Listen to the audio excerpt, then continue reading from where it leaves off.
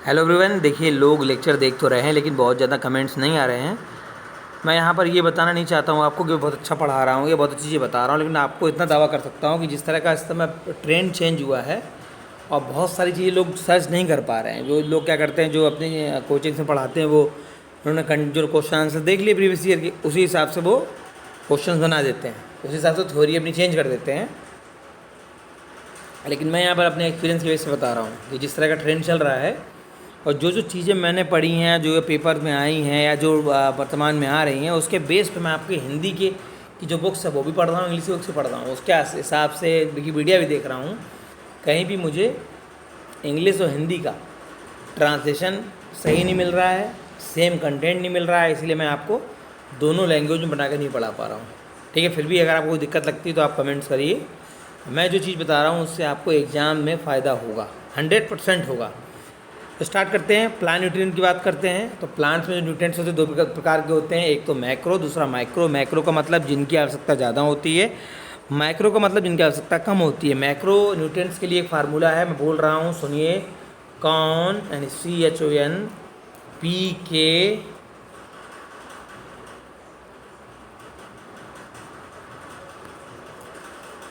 के मग से कॉफ़ी। ठीक, कौन पीता है मग से कॉफ़ी? ठीक है, हम पीता है। C से कार्बन, S से हाइड्रोजन, O से ऑक्सीजन, N से नाइट्रोजन, P से फास्फोरस, K से पोटेशियम, Mg से मैग्नीशियम, S से सल्फ़र और Ca से कैल्शियम। सारे मैक्रो न्यूट्रिएंट्स हो गए हैं, यानी इनकी आवश्यकता ज़्यादा पड़ेगी। इनके अलावा जो बच रहे वो होंगे आपके माइक्रो न्यूट्रिएंट्स। Mg जो होता है वो क्लोरोफिल में पाया जाता है प्लांट में, यानी मैग्नीशियम जो होता है क्लोरोफिल में एक मॉलिक्यूल होता है। कैल्शियम आपकी बोन में पाया जाता है। कैल्शियम और मैग्नीशियम दोनों ही muscle contraction and nerve impulse generation में हेल्प करेंगे। नेक्स्ट आते हैं माइक्रो न्यूट्रिएंट्स में। नाम दिए हुए हैं यहाँ पर, लोग भूल जाते हैं, कन्फ्यूजन होता है। याद करने के लिए मैग्नीज, MAN लिखा हुआ है, यहाँ पे MAG, मैग। दोनों का प्रोनाउंसिएशन नहीं कैसा है, मैग्नीशियम, मैग्नीज। लेकिन यहाँ पर क्या है, मैग में MAG है तो ये Mg फार्मूला है, MAN है यहाँ का फार्मूला है MN है। जो MN होगा वो पाया जाएगा माइक्रो में, और जो Mg होगा, G फॉर ग्रेट, वो पाया जाएगा मैक्रो में। कन्फ्यूजन नहीं होना चाहिए। जिंक, कॉपर, मॉलिब्डेनम पूछ सकते हैं। मॉलिब्डेनम जो है वो माइक्रो का पार्ट है, इसका नाम लंबा है, लोग सोच सकते हैं सर ने समझाया था बड़ा छोटा कुछ। मॉलिब्डेनम का नाम भले ही बड़ा है लेकिन ये माइक्रो न्यूट्रिएंट्स है। ठीक है, लोग फार्मूला बना के जाते हैं, वहाँ जब पहुँचते हैं तो फेल हो जाते हैं, सोचते हैं अरे यार ये क्यों नहीं समझा था मैंने। ठीक है, तो यहाँ पे निकेल, जिंक, कॉपर, मॉलिब्डेनम और मैग्नीज के लिए पूछ सकते हैं कि ये मैक्रो है कि माइक्रो है, तो दीज आर माइक्रो न्यूट्रिएंट्स। यहाँ पर आयरन भी याद कर लीजिए। ख़त्म, अगला चलते हैं। मैं यहाँ पर कुछ विटामिन के नाम बोलूँगा और याद कराने की कोशिश करूँगा, और इसकी जो आगे की डिटेल है, डिजीज़ वगैरह डिटेल में मैं आपको क्वेश्चन आंसर बता दूँगा। देखिए, विटामिन ए का साइंटिफिक नेम है रेटिनॉल। आँख में पाई जाती है रेटिना, तो याद कर लीजिए ए से विटामिन ए का साइंटिफिक नेम होगा रेटिनॉल। अब आते हैं हम डी के ऊपर, चूँकि डी का संबंध होता है कैल्शियम ने से, तो इसका नाम होगा कैल्सीफेरॉल। बेसिकली विटामिन D3 के नाम से आता है। D3 भी होता है, D2 भी होता है, आगे सवाल मिलेगा मैं आपको अंतर बता दूंगा। विटामिन ई की बात करते हैं। ई को ब्यूटी विटामिन बोला जाता है। इवियन के कैप्सूल आते हैं, लोग उनको खाते हैं, तो ये एंटी स्टडी विटामिन बोला जाता है। तो विटामिन ई टकाटक टोकोफेरॉल। के की बात करते हैं, फाइलो क्विनोन, क्यू के राइम मिल रहा है, तो के का जो नाम होगा फाइलो क्विनोन होगा। B1 की बात करेंगे, थायमीन, हर कोई याद कर लेता है, थायमीन, B1। B2 की बात करेंगे तो राइबोफ्लेविन, B2 का नाम है। बात करते हैं नियासिन, विटामिन B3 की अगर बात करते हैं, इसका नाम है नियासिन। इससे बीमारी हो जाती है पेलेग्रा की। पेलेग्रा को बोला जाता है 4D डिजीज़, क्योंकि ये चर्म रोग है, तो D फॉर डर्मेटाइटिस यानी स्किन की डिजीज़ हो गई। ठीक, अगला D फॉर डायरिया, ठीक है, लूज मोशन होने लगे। अगला D डिमेंशिया, चीज़ें रख के भूल जा रहा है। अगला D आपकी डेथ भी हो सकती है। ठीक है, ख़त्म। अगला आते हैं विटामिन B5, इसका नाम है पेंटोथेनिक एसिड। कन्फ्यूज नहीं होना, कुछ लोग याद कर ले, विटामिन B5 पेंटोथेनिक एसिड। पेलेग्राफ 3 के साथ जुड़ा हुआ है। B6 की बात करते हैं, ये पायरिडॉक्सिन इसका नाम है। B7 की बात करते हैं, इसका नाम है बायोटिन, का संबंध स्लीपिंग से होता है, सवाल आगे मिलेगा। B9 की बात करते हैं, B9 का जो नाम है वो फोलिक एसिड है, क्योंकि आयरन और फोलिक एसिड दिया जाता है आपके प्रेगनेंसी के समय है, जब खून की कमी होती है। मैं यहाँ पे लिख रहा हूँ B9, ठीक है, ये हो गया 9। अब मैंने लिखा फोलिक एसिड, तो ये बनाया और ये आपको कर दिया ऐसे, तो कुछ 9 जैसी फीलिंग आ जाए कि नहीं आ पाएगी आपको? आइएगा, हाँ 9 जैसा कुछ लिखा हुआ है, उल्टा भले हो गया हो, ठीक है। तो विटामिन B9 का नाम है फोलिक एसिड। B12 की बात करते हैं, कोबैलामीन।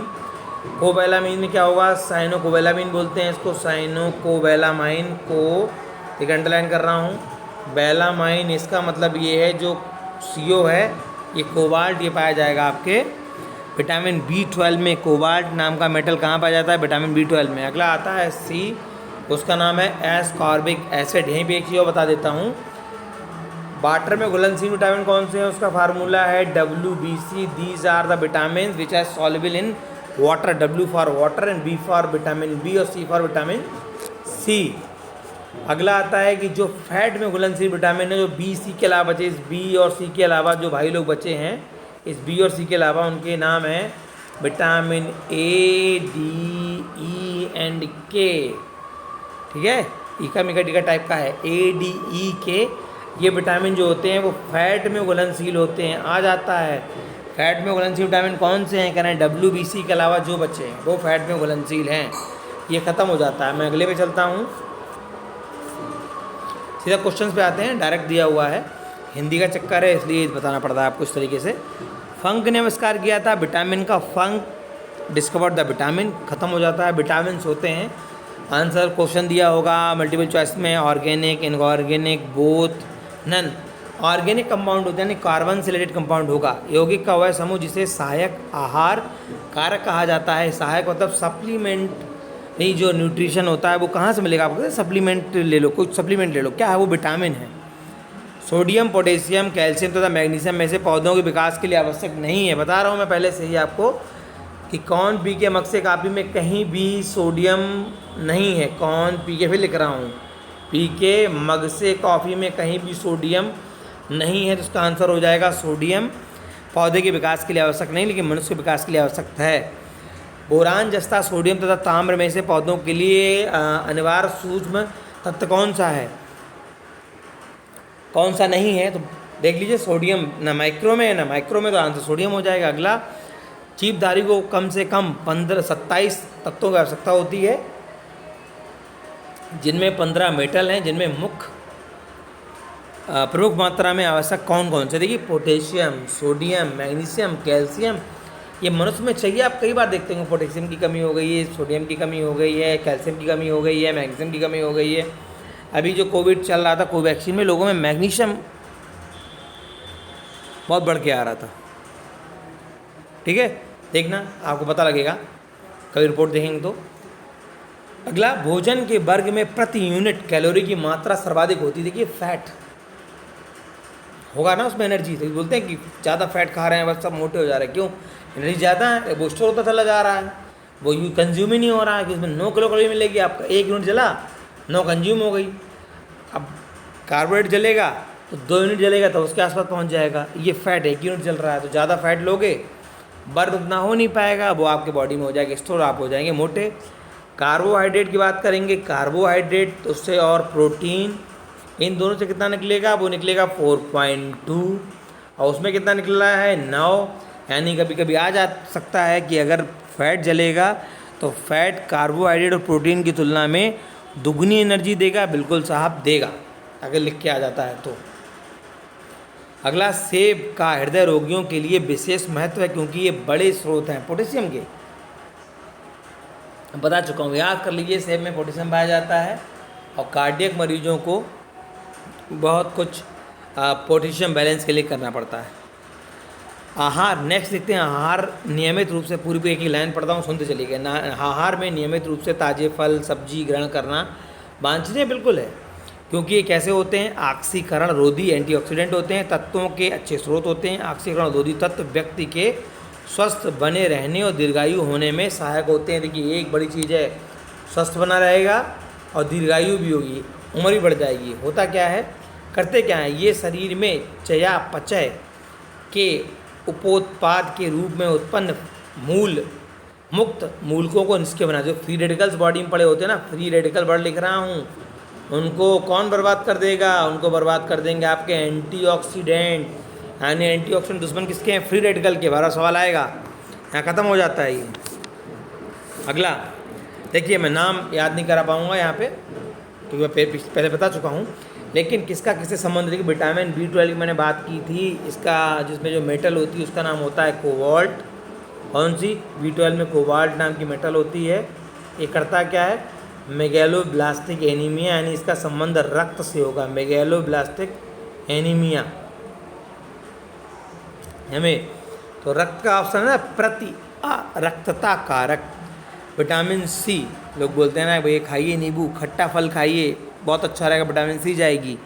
ये स्कर्बी कास कर देता है, यानी प्रति स्कर्बी इसकी क्षमता होगी। विटामिन E की बात करते हैं, B2 विटामिन है, यहाँ पे दिया हुआ है।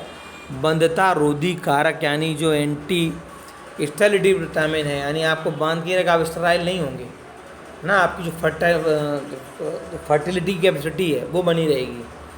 विटामिन K खून जमाने का काम आता है, अब नहीं मिलेगा तो खून का थक्का नहीं जमेगा। प्रति रक्त स्रावी कारक।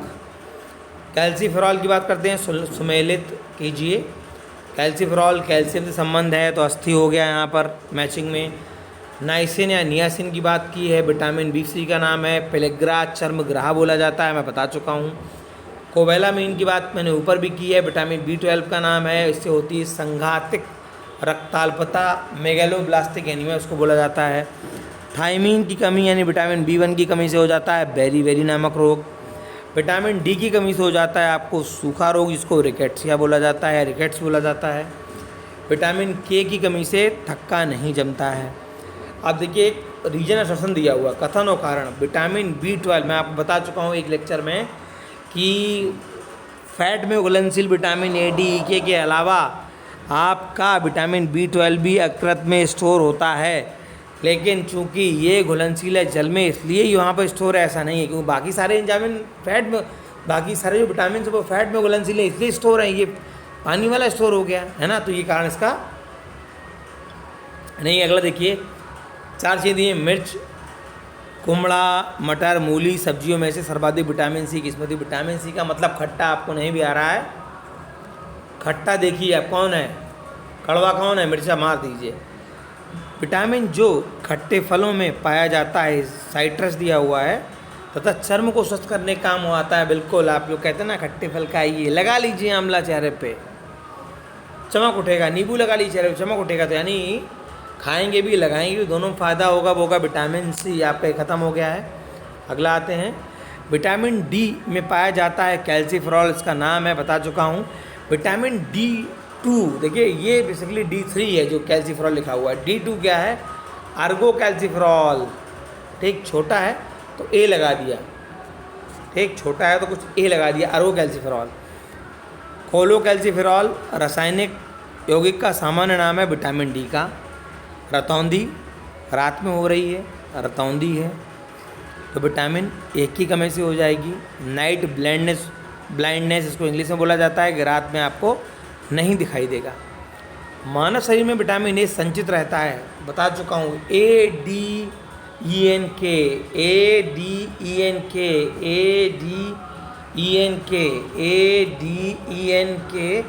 आपका क्या होता है, ये संचरित होते हैं। इसके अलावा B12 भी आपके यकृत में स्टोर हो जाता है। तो ये विटामिन हो गए आपके 5 जो आपके लिवर में जाके स्टोर हो जाएंगे। अगला देखिए, पत्ता गोभी, गाजर, फूल गोभी, पालक में विटामिन A की मात्रा सर्वाधिक किसमें होती है। घर वाले बोलते हैं बेटा गाजर खाओ चश्मा नहीं लगेगा, गाजर खाओ चश्मा नहीं लगेगा। तो विटामिन A किसमें है, गाजर में सर्वाधिक है। जो नाम दिए हुए हैं उनमें भी होगा, लेकिन सबसे ज़्यादा आपकी गाजर में होगी। सेब में, पपीते में, अमरूद में, आम में विटामिन A का प्रचुर मात्रा का स्रोत क्या है, भाई दे दिया है आम, आम खाओ तो आँख अच्छी रहेगी, गाजर खाओ तो आँख अच्छी रहेगी, मीठा मीठा भी है। देखिए ये बेकार का है, सही सुमेलित नहीं है, कहीं दिया होगा, इसको काट देते पहले से ही। वह विटामिन जो सूर्य के प्रकाश की उत्पत्ति में त्वचा में बनता है, विटामिन डी। सबको जानता है कि धूप में खड़े हो जाओ विटामिन डी मिल जाएगा। लोग बोल रहे हैं कि विटामिन की बहुत ज़रूरत है कोरोना में, आप धूप में खड़े हो जाइए आधा घंटे के लिए, आप सही हो जाएंगे। ऐसा लोग बोल रहे हैं कि विटामिन डी मिल जाएगा आपको। ताड़ का तेल, नारियल का तेल, गेहूँ अंकुर का तेल तथा राई के तेल में से विटामिन ई का महत्वपूर्ण स्रोत कौन सा है? देखिए गेहूँ अंकुर का तेल, जो गेहूँ अंकुरित होगा उसके तेल में विटामिन ई होगा, याद कर लीजिए, सोचना इसमें कुछ नहीं। विटामिन ए प्रोटीन, एंजाइम तथा हार्मोन्स में से हुआ है जिसका निर्माण हमारे शरीर में नहीं होता है। बड़ा अच्छा सवाल। इसका मतलब ये जो नहीं हो रहा है वो तो हम बाहर से लेंगे और जाके स्टोर होगा। तो यहाँ पे आंसर हो गया विटामिन ए। प्रोटीन बन रहा है, एंजाइम बॉडी के अंदर है, बाहर सुन पी रहे हो, पानी में पी रहे हो, अंदर है पेप्सिन, अंदर है ट्रिप्सिन, अंदर बन रहा है। हार्मोन एंडोक्राइन ग्लैंड सिक्रीट कर रही है हार्मोन्स को, वो तो अंदर ही बन रहे हैं ना। प्रोटीन बिल्कुल डीएनए आरएनए प्रोटीन की साइकिल हो रही है, अमीनो एसिड बन रहा है, कैसे बन रहा है ये, है ना। प्रोटीन लेना पड़ता है कि बॉडी के अंदर कम बनता है। कथन कारण देखिए, यदि कोई व्यक्ति हरी सब्जियां खाना बंद कर दे तो उसे रतौंधी हो जाएगी। अरे हरी सब्जी खाना बंद कर देगा तो कुछ भी हो सकता है उसको, यही अकेला नहीं होगा जो दे दिया एब्सोल्यूट स्टेटमेंट, अगर आप ये नहीं खाएंगे गोली ये वाली तो आपकी मौत हो जाएगी। तो पहला ये गलत हो गया साफ साफ। ए कारण क्या दिया है, उसमें विटामिन ए की कमी हो जाएगी, कारण सही है एकदम। तो ये सवाल अच्छा है। यदि कोई हरी सब्जी नहीं खा रहा है तो उसके बोन कमज़ोर हो जाएगी, ये भी सही है। हरी सब्जी नहीं खा रहा है कोई आदमी, उसको भाई साहब बेरी बेरी रोग हो जाएगा, ये भी सही है। कुछ भी हो सकता है। तो रतौंधी क्यों दिया आपने? लेकिन रतौंधी होती किसी कमी से, विटामिन ए की कमी से, कारण उसका बिल्कुल सही है। तो चारों आपसे पढ़ना पड़ेगा, ए सही कि सिर्फ आर सही, ए आर दोनों सही, ए आर का राइट एक्सप्लेनेशन ये भी देखना पड़ेगा, ठीक। जिस विटामिन में कोबाल्ट होता है उसका नाम विटामिन B12 है, मैं आपको बता चुका हूँ। साइनोकोबालामीन विटामिन B12 से संबंध है। अगला चलते हैं। दूध, घी, दालें तथा कच्चे एवं ताजे फल में विटामिन सी का मुख्य स्रोत कौन सा है? कच्चे व ताजे फलों में, ताजे फलों में विटामिन सी पाया जाता है। लोग कहते हैं ताजे फल खाइए एकदम चेहरे पे ग्लो आ जाएगा, क्यों कहते हैं? कच्चा आम खाइए ग्लो आ जाएगा।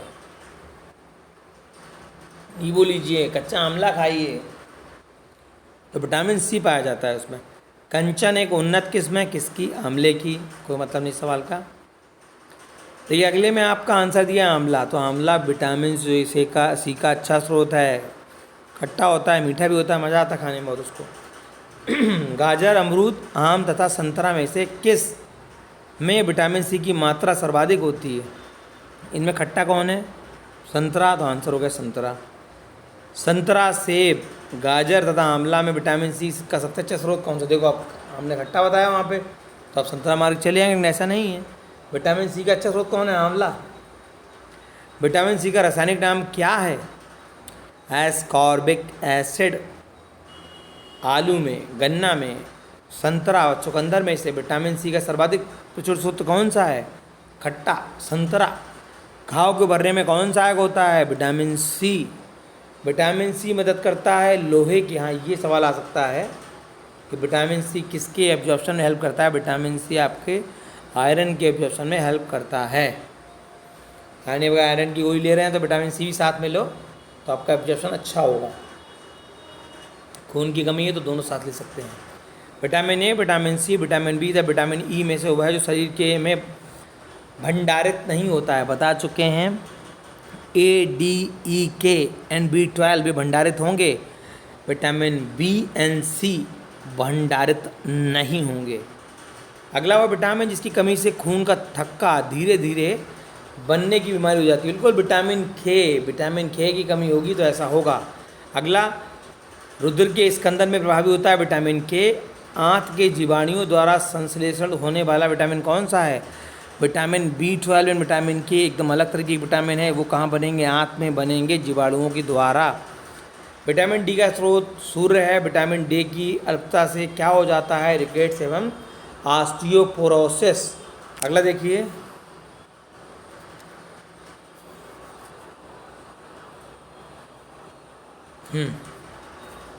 नेक्स्ट, मुझे लगा मैं सारे करा दिए हैं आपके, कुछ बचा नहीं है इस समय। हाँ, एक और बचा है। थायमीन है विटामिन B1 का नाम। जल में घुलनशील विटामिन कौन सा है मैं बता चुका हूँ। जल में vitamin B and C, vitamin A, B, D and E में से पानी में घुलनशील कौन है बता चुका हूँ, WBC फार्मूला है। अगला भी यही है, कौन सा वसा में घुलनशील नहीं है, जल में है विटामिन BC। एक मनुष्य को बेरी हुआ तो B1 से होगा, सूखा रोग हुआ इसे रिकेट्स बोलते हैं, विटामिन D से होगा, स्कर्वी विटामिन C से होगा। शब्द को पर्याप्त अवधि तक याद रखने में सहायक होता है।